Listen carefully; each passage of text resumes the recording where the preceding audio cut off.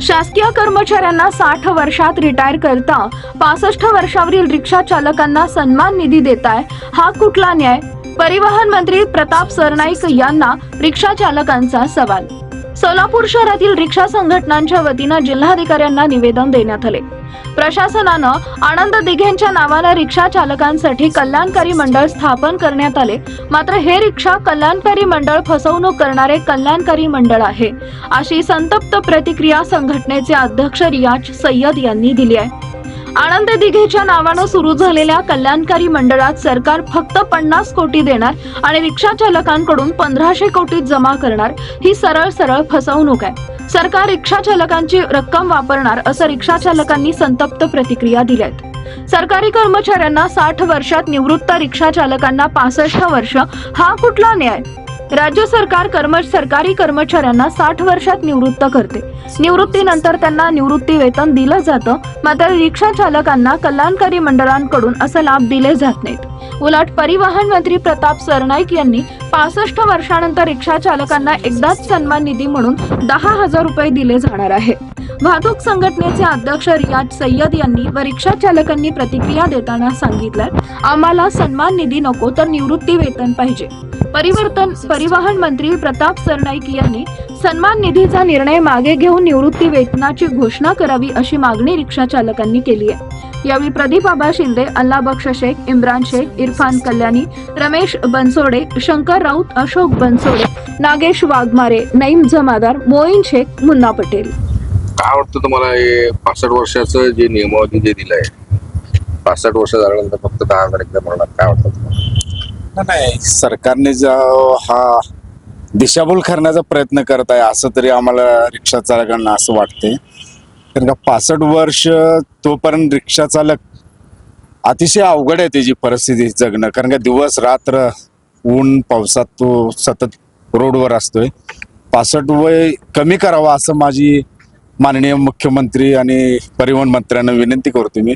एक 60 तरी करा निदान की जेणेकरून त्याला तुम्ही जे कल्याणकारी मंडळ स्थापन केले, कुठंतरी आम्ही इतके वर्ष, आज जवळजवळ मी स्वतः 33 वर्ष झाले रिक्षा चालवतोय, त्या कल्याणकारी मंडळासाठी आम्ही पण लढा दिलेला आहे आणि माननीय माजी मुख्यमंत्री एकनाथजी शिंदे साहेबांनी कल्याणकारी मंडळ रिक्षा चालकांचं, टॅक्सी चालकांचं स्थापन केलं, त्याप्रमाणे निदान त्याचा 1% तरी भाग आम्हाला मिळावं, वयोमान कमी करावं अशी माननीय मुख्यमंत्र्यांना या आम्ही वाहतूक संघटना संयुक्त महासंघाच्या माध्यमातून सांगू इच्छितो। जय हिंद, जय महाराष्ट्र, जय महासंघ। आज तुम्ही परिवहन मंत्री यांनी जे स्टेटमेंट केलं, त्या स्टेटमेंट बद्दल तुम्ही जिल्हाधिकारी साहेबांना निवेदन देण्यासाठी आला, तर काय तुमचं निवेदन आणि काय तुमचं प्रमुख मत? आज वाहतूक संघटना संयुक्त महासंघातर्फे जे परवा दिवशी प्रताप सरनाईक परिवहन मंत्री यांनी जे स्टेटमेंट दिलं होतं की आम्ही 65 वर्षावरील रिक्षा चालकांना सन्मान निधी म्हणून 10,000 रुपये देणार आहे, पण हे सरासर फसवणुकी आहे। का म्हणजे वाहतूक संघटना संयुक्त महासंघ असू दे किंवा महाराष्ट्रातील प्रत्येक संघटनांनी जेव्हा कल्याणकारी मंडळाचे बाबत लढा घेतला आणि त्या लढ्यामध्ये कल्याणकारी मंडळ स्थापन झालं, तर स्थापनमध्ये एक प्रमुख मागणी हे होती आमची सर्वांची की 60 वर्षावरील रिक्षा चालकांना, टॅक्सी चालकांना दरमहा 10,000 रुपये असं पेन्शन मिळायला पाहिजे होतं। पण परिवहन मंत्री साहेबांनी फक्त एकाच टायमाला सन्मान निधी म्हणून 10,000 देत असेल तर हे कुठं तर फसवणूक आहे आणि हे फसवणूक थांबवण्यासाठी आम्ही माननीय जिल्हाधिकारी साहेबांना निवेदन दिलेलं आहे। त्याचबरोबर आजचा आमचा एक उद्देश हे पण आहे की जे कल्याणकारी मंडळ स्थापन झालेलं आहे, हे महासंघाने याला घोषणा केलेली आहे की हे फसवणूक मंडळ स्थापन झालेलं आहे, कल्याणकारी मंडळ नाही। का म्हणजे 50 कोटी सरकारचे अनुदान आहे आणि 200 कोटी रुपये जे चालकांचेच आहे, क्योंकि जवळपास 25 लाख चालक आहे आणि रजिस्ट्रेशन फी 500, 300 रुपये सभासद फी, एक रिक्षा चालकांना 800 रुपये फी घेण्यामागे 200 कोटी रुपये, 25 लाख रिक्षा चालकांचे 200 कोटी रुपये आमचे जमा होणार आहे आणि सरकार निधी देत आहे फक्त 50 कोटी। म्हणजे कुठं तर आमचाच पैसा घेऊन आमचाच कल्याण करण्याचा यांचा हेतू आहे। असं कल्याणकारी मंडळ चालत नसून आम्हाला चालक कल्याणकारी मंडळ ज्याप्रमाणे बांधकाम कामगारांचे कल्याणकारी मंडळ आहे त्याचप्रमाणे रिक्षा चालकांचंही कल्याणकारी मंडळ असावा अशी आमची अपेक्षा आहे. हे कल्याणकारी मंडळ कोण स्थापन केलं? हे आनंद दिघे साहेब यांच्या नावाने महाराष्ट्र शासनाने कल्याणकारी मंडळ स्थापना केलेली आहे. मुख्यमंत्री एकनाथ शिंदे मुख्यमंत्री असताना रिक्षावाल्यांना 50 कोटी रुपये अनुदान देऊन कल्याणकारी मंडळ स्थापन केलंय. पण या कल्याणकारी मंडळमध्ये असली कोणतीही तरतूद नाही ज्यामुळे रिक्षा चालकांचे कल्याण होऊ शकेल.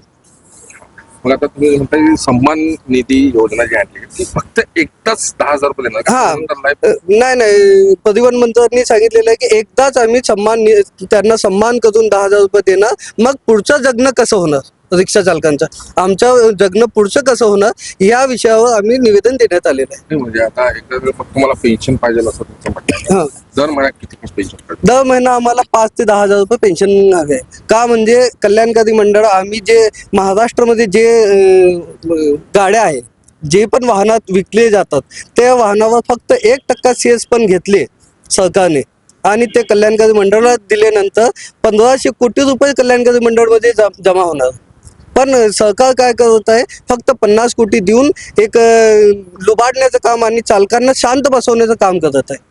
आता ते कल्याणकारी मंडळाच्या सदस्य होण्यासाठी काय पात्रता आहे? कल्याणकारी मंडळ सदस्य होण्यासाठी पहिले तर जे संघटना आहे संघटनेचे 2 सदस्य आणि जिल्हाधिकारी यांच्या अध्यक्षतेखाली ते कल्याणकारी मंडळ जिल्हा नियोजन समितीकडे देण्यात येणार आहे आणि बाकीचे महाराष्ट्रामध्ये परिवहन खात्यामध्ये ते देण्यात आलेले आहे. ते पात्रता काय झालं म्हणजे? त्याला रिक्षा चालकाचं परमिट आणि बॅच लायसन असणे गरजेचं आहे.